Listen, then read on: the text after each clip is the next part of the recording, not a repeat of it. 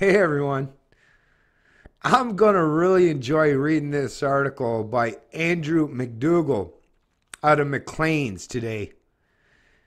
Headline: Maxime Bernier's vanity is jeopardizing Conservative Party unity. I love it. That's the thing with these political hacks. It's like, you're either with us or you're against us. You're not allowed to have any dissenting opinion or narrative when you're part of the political parties or part of these gangs or these organized criminal institutions. Like, you're fucking either with us or you're against us. And the Conservative Party is no different than the NDP or the Liberal. They're all, like I say, they're all just a collection of gangs that force everyone to succumb to their predominant ideology. And if you're someone that speaks outside, right, if you're not willing to fall under the whip, then you're outrageous and you should be lambasted with these kind of political talking points and rhetoric and bullshit sensationalized tabloid style media reports. I'm actually very proud of the fact that Bernier, Maxime Bernier, a libertarian who actually just happens to align or associate somewhat with some of these conservatives, because, well, that's the thing with libertarians, is because you're a libertarian, you care about, not just social but economic freedom. So your social freedoms would force you to kind of align with the good parts of liberalism, whereas your economic aspects of your libertarianism would force you to associate or align with economically or fiscally prudent conservatives. So you're, once again, if you're a libertarian, you can appeal to both sides of the political coin or the political landscape. But because you're principled, it means you're much more closer in the middle, where you try and take the good points and the good from the right, the good points from the left, and combine them and make that as a dominant aspect or area in your mind, where it's just all about expanding freedoms. But because, like I say, because there is that political divide, the minute you step outside the bounds of the ideology or the preference of the ideology in regards to these political platforms, well, the consequence is that is being thrown under the proverbial bus for the sake of conformity under party orthodoxy. Opinion: the second place finisher in the Tories leadership race says fake conservatives helped Andrew Scheer win. A statement that's petty and poorly timed. No, it's fucking honest and perfectly timed. Now, if you're all about just getting your team to win, if it's nothing to do with principles or morality or any sense of legitimacy or common sense in regards to legality, then yeah, for sure, you can play the political game. It's like, hey, wait a minute, he's stepping outside the bounds of our narrative, so let's throw him under the bus. Once again, like I say, that's all these people are all about, and that's all Andrew McDougall is basically suggesting. It's like, hey, how dare you say anything bad about your tribe? Don't you recognize that, hey, if you're going to be part of our tribe, you have to go along with everything we say, and if you're not willing to do so, then hey, we'll just kick you out of our tribe as best we can, which is, I guess, what they're trying to do today.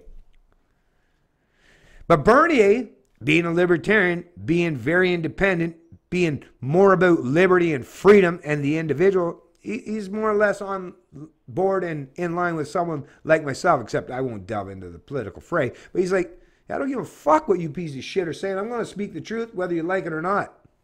Andrew McDougall is a London-based columnist and commentator. He was a director of communications to Stephen Harper. Yeah. So once again, he's one of these fucking Harper conservatives. He's one of these fucking ideologues.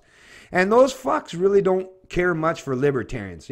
Even though they pretend to be economically, astute or conservative. Like, hello, and I've even heard a lot of people fucking spew bullshit on my own social media pages. Oh, don't you miss Harper? Or, oh, Harper was much better fiscally or economically. Really? You fuckers forget about all the big banks being bailed out under Harper? How about GM? How about Chrysler? Yeah, all happened under Harper, but yet you pretend or promote him as being somewhat fiscally or economically responsible anyway? Bull fucking shit. Yeah, excuse people like Bernier or myself from speaking truth, being reasonable, and giving you a little bit of a clarity of thought, a little bit of clarity of mind, instead of fucking playing these games where you just trick your mind into believing fucking false premises and bullshit pretenses. For a libertarian conservative, Maxime Bernier sure is acting like a classical liberal. Hey, that's actually very wise and very astute of you to notice there. Because you know why that might be? Like I already kind of alluded to already, is, yeah, classical liberals are much more aligned with a libertarian. Now, libertarian is someone that has actually taken the classical liberal perspective and expanded that out better. We've progressed, right? Hey, for you leftists, hey, don't get all triggered, but we've actually made a lot of progress. Libertarians have taken classical liberal ideology and preferences as far as about individual freedoms and liberty, and yeah, we've expanded that out a little bit further. We understand that, no, actually, humans should be free in many other areas than even some of the classical liberals promoted and espoused. So, but once again, conservatives, like, no. Oh, we can't have anything that has to do with progress. They're fucking anti-progress. Now, I'm against progressives because I understand progressives are just on the one side of the wing of that collective bird. But progress is actually a good thing, folks, right? Progress is actually why we don't fucking all live in huts or in caves, right? So progress is actually good. Progressivism, collectivism, socialism, communism, fascism, democracy, all that shit, we need to kind of throw that in the dustbins of history. But progress, yeah, I think we should try to progress in many areas in some aspects. Now, there's some areas that we don't have to. Rules like understand scientific observations as far as 2 + 2 is 4. Yeah, we don't have to really progress past that because that's a pretty understanding paramount fundamental of mathematics. And if we start changing that shit up, well, everything gets fucked up, right? So there is an area and there is some aspects of our civilization or our society where we have to conserve things. But once again, once you put it in the political realm, well, look at the shit that happens. No doubt hoping to send sales of his upcoming book, Doing Politics Differently, My Vision for Canada, skyrocketing into the tens. Bernier this week channeled his inner Paul Martin by teasing a subversive excerpt to the Globe and Mail in which he alleges that his boss, conservative leader Andrew Scheer, won the party leadership thanks to fake conservatives. I would totally agree with him there. You're right on the money, Maxime, and don't back down for anybody. Because there's nothing actually conservative about people that are promoting anything that has to do with fucking ramping up this forced income redistribution or quasi-socialism in Canada. And the conservatives do it too. I mean, even look at the parties and even the provinces. They're all about just their own particular forms of socialism. None of them are actually genuinely conservative, especially when you're talking about economics. Yeah, sure, they're very conservative when it comes to social aspects, but economics, where the fuck are the real conservatives out there? Point one of them to me that's actually in charge or a leadership role anywhere across the country. Well, Brad Wall is probably about the only one that was even remotely somewhat conservative, but even he's so fucking fed up. He's retired and he's like, I can't deal with this shit no more. So where's this conservatism on the social economic landscape? Where is this happening? Where is it? It's absent. It's completely absent. So he's completely right in that area in that regards. Andrew, along with several other candidates, was then busy touring Quebec's agricultural belt, including my own riding in Beauce, to pick up support from these fake conservatives, only interested in blocking my candidacy and protecting their privileges. Bernier scribbles. Interestingly, 1 year later, most of them have not renewed their memberships and are not members of the party anymore. It's the kind of intra-party tussle Canadians are used to seeing from the Chrétien, Martin, Dion, Ignatieff era Liberals, not the United Conservative Party of Canada. And for what? Mad Max is shocked to find out that not all voters in membership races are ideologically pure lane. And now, nearly 1 year on from his excruciatingly narrow loss to Scheer, Bernier is threatening Conservative Party unity because the winner won fair and square. Forget the intolerance to dairy. Somebody isn't managing their supply of sour grapes very well. What a piece of shit hit piece this is. Like I say, this is just political propaganda masquerading as an actual news article. In addition to displaying an alarming naivety about the nature of leadership races, Bernier is admitting that despite the intellectual superiority of his anti-dairy cartel argument, he couldn't amass a greater number of members to his cause across the entire country.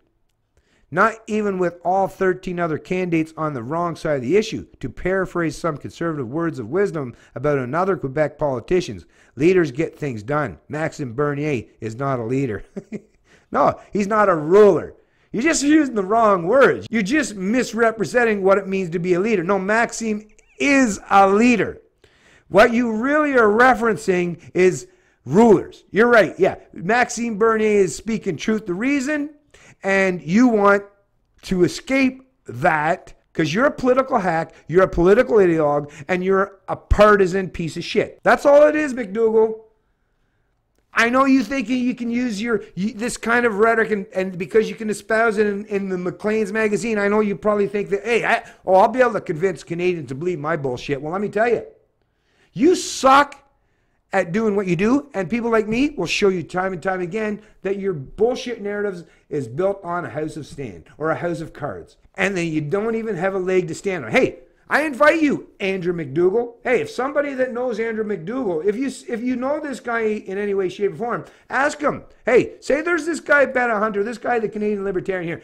He's challenging you, and I'm challenging you, okay, Andrew? If you want, let's have a conversation. Let's have a debate. You think you're smart? You think you're so in tune, and you just have so much to say. Well, listen, you should be able to, no problem, have a conversation with someone like me. And if you're so wise and good at what you do, then, hey, you can, this is a perfect example, trying to make a fool of someone like me. Or, hey, maybe try with Maxime Bernier. See how that pans out for you.